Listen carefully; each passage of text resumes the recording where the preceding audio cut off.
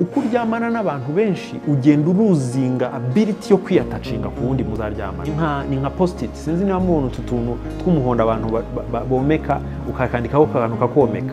Iyo ukometse ahantu kagakuraho iyo wongeye kukomeka gahita kagura. Ugenda uruzinga attachment ability. Impact bigira rero mu kubaka urugo. Mariage ni igihango bivuga neza mu Kinyarwanda. Mu gihango mu Rwanda kugira ngo ugirane n'umuntu igihango cyabaga ari igihango cy'amaraso. Ni nayo mpamvu uko ukoze imibonano mpuzabitsina haba exchange y'amaraso. Niyo mpamvu iyo umuntu uryamanye nawe arwaye transmissible disease arayigutera kubera ko haba exchange y'amaraso. Aho ngaho tutarinze tujya kureba biragaragara ko iyo uryamanye n'umuntu mwa exchange y'amaraso. Sex is an attachment ituma ubumwe n'umugabo wawe cyangwa umugore wawe. Nawe rero iyo uhura n'umuntu ukaba umwe nawe ugahura n'undi ukaba umwe nawe ugenda uruzinga attachment ability ku buryo iyo ugeze ku wanyuma mugiye kubana bibagora kubona.